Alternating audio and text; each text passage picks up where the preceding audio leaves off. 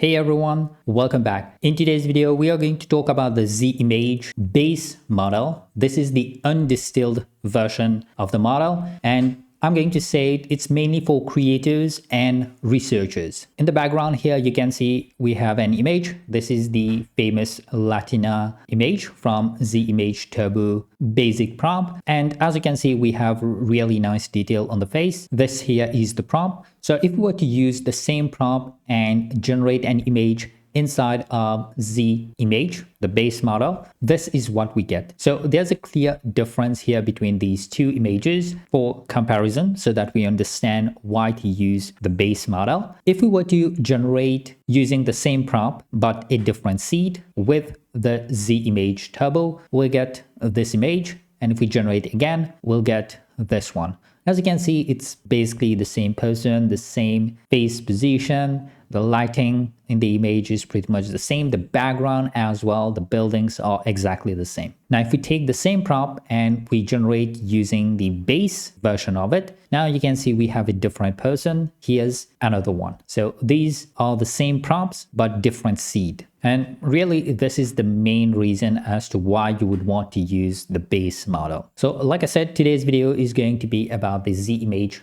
base model, also known as the undistilled version. It's the full capacity foundational model. It's actually the base model which was used to fine-tune the turbo version. It's the non-distilled version. It supports CFG as well as negative prompts. And unlike the turbo version, which is for speed and photorealism, this base model is for quality, the diversity, which we've already talked about, and fine control. It's mainly intended for research, LoRa training, as well as complex prompting. So here's a side-by-side comparison between the image. This one is the base and here is the turbo. I would like to point out the inference speed at the bottom here. The base model is obviously going to be slower since we are doing anything between 28 to 50. This is from the page. I was able to go as low as 20 steps while still getting good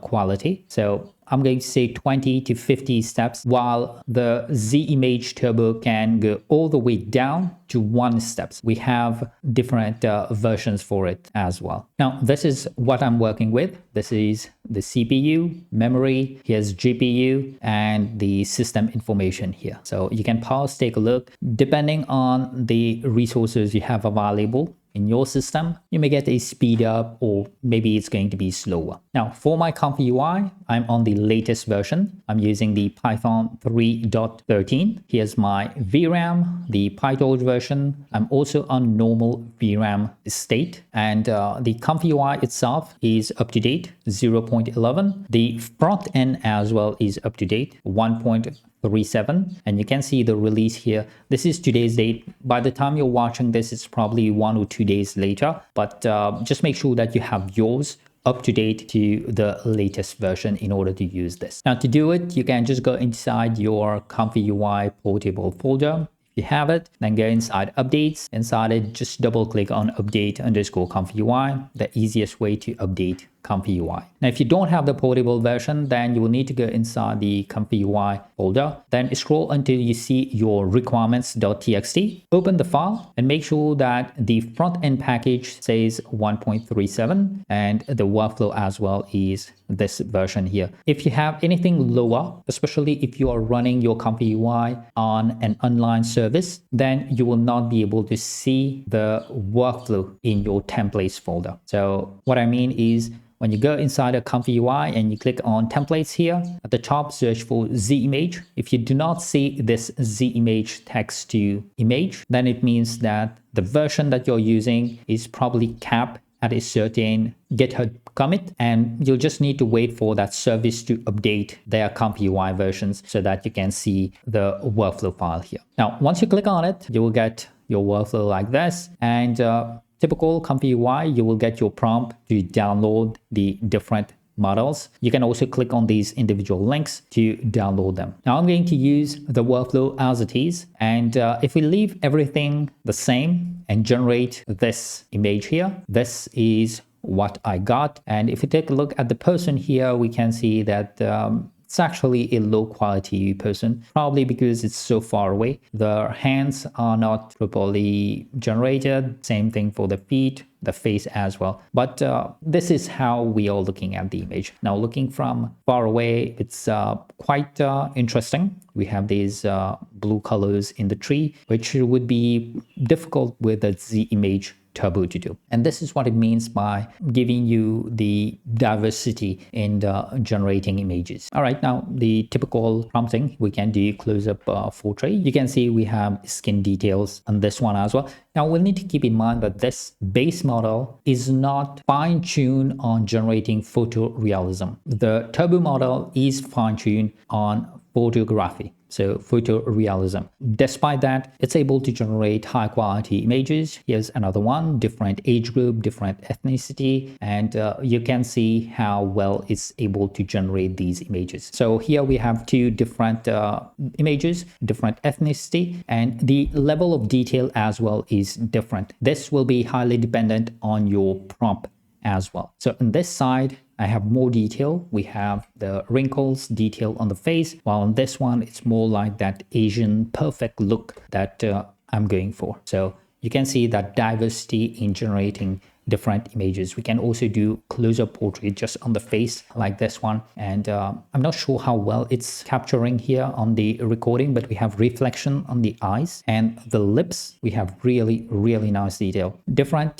images, different variations. It's able to do all of them. Now, of course, we can do the same thing for male, man as well. So different age group, different ethnicity, same thing. Now in this one, we can do group photos and we don't get the same person, basically. So different characters here, different ethnicity in the same image, and they look different. They actually look different. There's just a small error here in the hands, which I'm going to talk about. But if you do like a close-up randomized seed, you can see we have good detail. The hands are done properly in this image. But if we were to prompt for hands only, like close up a portrait of hands, this is what we got.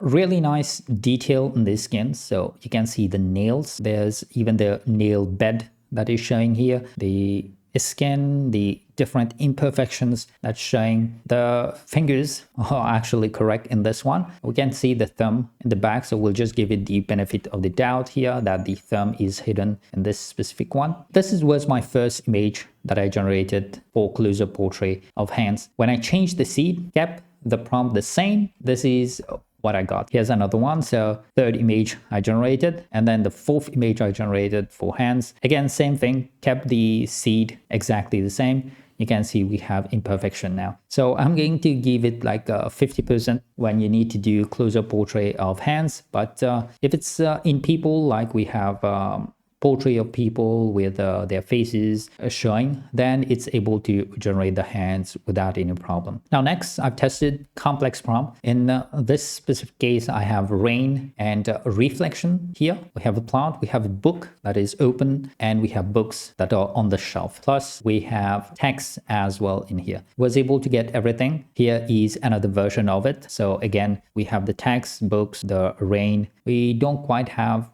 as much reflection as I wanted. So in this one, we can see reflection here. This one, we didn't get quite as much reflection, but I'm going to say it's based on the perspective. Different camera angle is going to give different variations there. We do have like a noticeable mistake, and it's this section of the ladder here. So it does make mistakes like any other models. Now we can also do these cinematics scenes. We have lights from the back and light from the front, reflection in the eyes, and of course the skin, the person themselves, they are well done. So here's one where we have cracks on the road, and it's meant to be like post-apocalyptic, if that is the correct term there.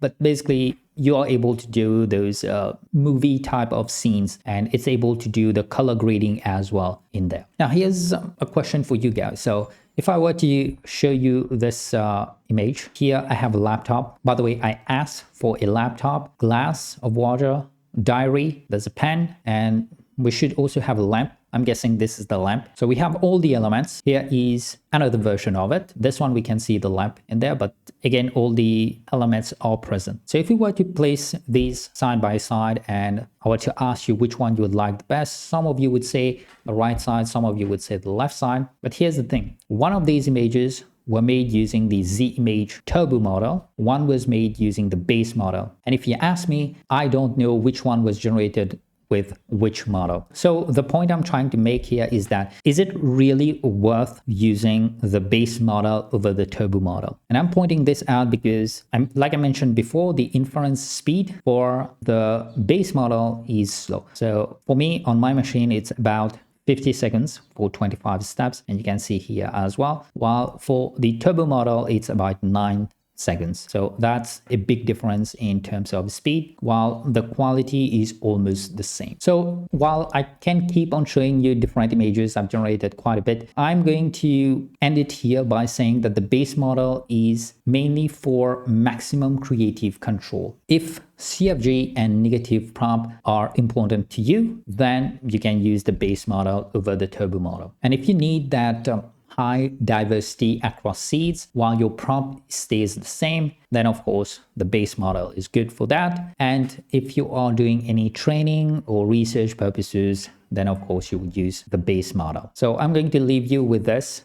The Z-Image base is mainly for control and exploration, so research purposes, experimentation. All right, that is it for me. Thank you for watching until the very end. If this video was helpful, if you find any benefit in watching this, consider giving it a like, share, subscribe if you have not. And if you'd like to support the channel, there's only one way to do it. It's on my Patreon, and you will find the link in the description as well. Thank you all for watching until the very end. Have a nice day. Take care. I will see you next time.